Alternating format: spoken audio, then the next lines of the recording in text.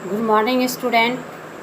आज क्लास 8 के लिए पाठ 26 हिंदी व्याकरण में पत्र लेखन है।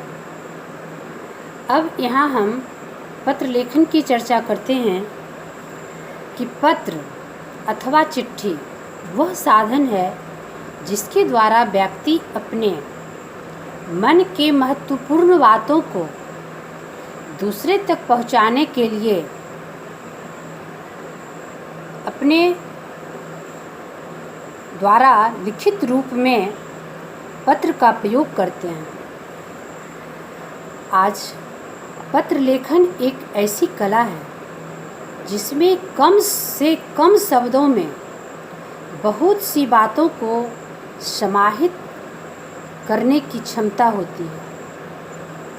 हम अपने मन की बातों को उस कागज़ के टुकड़े पर भर देते हैं जो हमारे अंदर मन की बात है, वो पढ़ने वाले स्पष्ट रूप से समझ लेते हैं। लेकिन पत्र लिखने की निपुणता होनी चाहिए। जो व्यक्ति निपुण हैं, जिनके पास पत्र लिखने की कला है, वह छोटे छोटे वाक्यों में ही अपने मन की ढेर सारी बातों को कह देते हैं। आप जानते हैं कि इस आधुनिक परिवेश में भले ही पत्राचार का महत्व थोड़ा गौण पड़ गया है अनौपचारिक रूप में, औपचारिक रूप में तो महत्व है ही। आप जानते हैं कि पत्र दो प्रकार के होते हैं, औपचारिक पत्र और अनौपचारिक पत्र।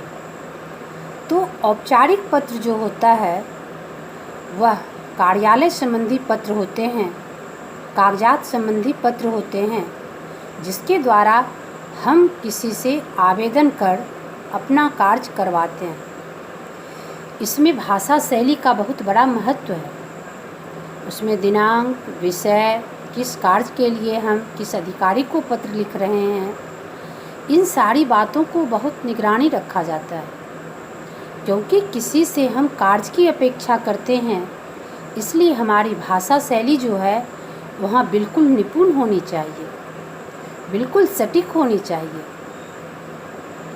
दूसरा, अनौपचारिक पत्र। अनौपचारिक पत्र हम सगे संबंधियों को लिखते हैं। मुख्य अवसरों पर पहले पत्र के माध्यम से ही संदेश का आदान प्रदान होता था। बड़े से बड़े कार्य का आयोजन पत्र के माध्यम से सूचित किया जाता था। प्राचीन काल में राजा अपने आदेशों का आदान प्रदान कागज़ के माध्यम से किया करते थे।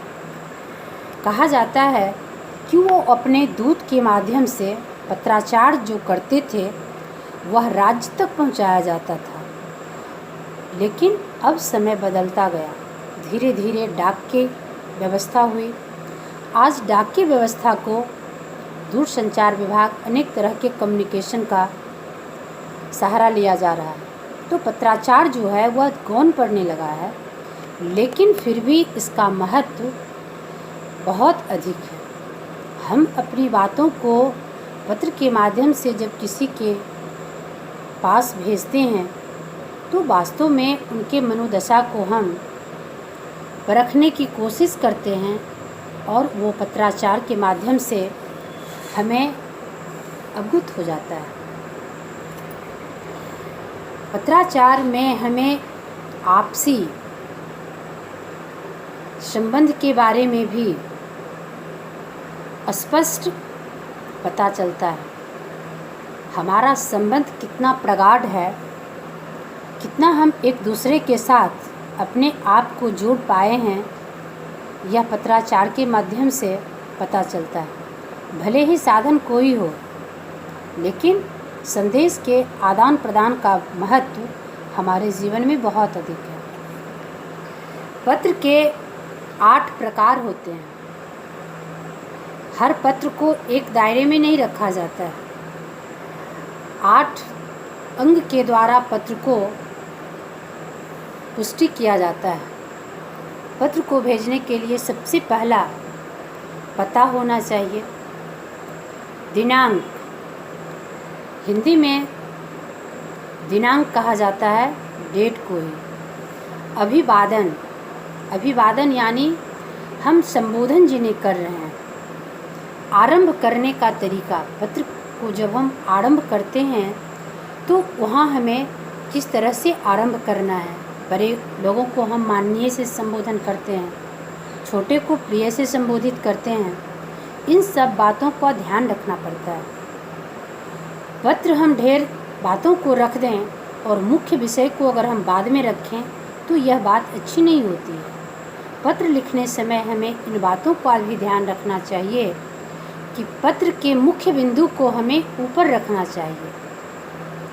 विषय का अंत, जब हम पत्र अंत करते रहे हों लिखते समय तो हमें अपनी भावना को पत्राचार करने वाले की भावना से जोड़ के लिखनी चाहिए, ताकि पत्र पढ़ने का उन पर क्या असर होगा, हम किस उद्देश्य से पत्र लिख रहे हैं, उस उद्देश्य की पूर्ति होगी या नहीं होगी, हमारे पत्राचार की कौशलता पर निर्भर करता है। पत्र लिखने में जो कला है, उस कला के द्वारा हम एक दूसरे व्यक्ति को अपने बस में भी कर सकते हैं। पत्र में ये कला है। समापन जो पत्र का होता है, समापन में हमें अपने नाम अवश्य लिखना चाहिए, उनके साथ अपने संबंध को दर्शाना चाहिए। इन आदि बातों का ध्यान रखकर हम पत्र लिखते हैं। आजकल के बच्चों को पत्र लिखने की शायद आदत कम गई है, क्योंकि वो अपना जो संदेश का आदान प्रदान है वह फ़ोन के माध्यम से कर लेते हैं। इसलिए हो सकता है उनके लिए यह लगता होगा कि पत्र लिखना बहुत कठिन है। इससे तो अच्छा है कि हम फ़ोन के माध्यम से बात कर लें, लेकिन यह बात आवश्यक है कि फ़ोन के माध्यम से व्यक्तियों का जो संदेश का आदान प्रदान होता है वह तुरंत में हो जाता है, शीघ्र हो जाता है। व्यक्ति अपने सवाल का जवाब तुरंत पा लेता है। लेकिन इस कहने का अर्थ यह है कि पत्राचार जो है वह हमसे दूर नहीं है। हम इसे लिखना बंद कैसे कर सकते हैं? क्योंकि अभी भी कार्यालय संबंधी जो कार्य होते हैं वह पत्राचार के माध्यम से होता है। पत्र को लिखना आपके लिए आवश्यक है। अगर आप पत्र लिखते हैं तो इन सब बातों पे गौर करना आवश्यक है। पत्र लिखने की कला जो है वह वास्तव में आपको सीखनी है। पत्र लिखने के लिए जो यह आपको अनेक तरह के बातों को बताई जा रही है, इस पर आप ध्यान दें, ताकि आधुनिक युग में, कंप्यूटर के युग में, ईमेल, फैक्स, टेलीफोन, मोबाइल आदि के द्वारा हम एसएमएस द्वारा अपने भावों को दूसरे तक पहुंचा देते हैं। इतना सब कुछ होने के बाद भी पत्र हमारे लिए आपसी संपर्क का एक सशक्त माध्यम है। इससे हम दूर नहीं हो सकते हैं। तो आप अवश्य पत्र लिखने का जो ये माध्यम आपको बताया जा रहा है, इन सारी बातों पर गौर करके यदा कदा पत्राचार का भी सहारा लें, पत्राचार करें, ताकि आप अपने विद्यालय में आवेदन जो करते हैं उस आवेदन में आपकी भाषा शैली अच्छी हो। आगे आप किसी भी कार्यालय में, मान लिया जाए विद्युत विभाग को दे रहे हैं, प्रखंड विकास पदाधिकारी को दे रहे हैं, तो आपकी भाषा शैली वहाँ सजग होनी चाहिए, सटीक होनी चाहिए। इन सारी बातों को ध्यान में रखते हुए आप पत्राचार का प्रयोग अपने दैनिक जीवन में करें। इस वीडियो के माध्यम से आपको पत्र लिखने के तरीका को बताया जा रहा है। होमवर्क में आपको पत्र लिखने के लिए दिया जाएगा। धन्यवाद।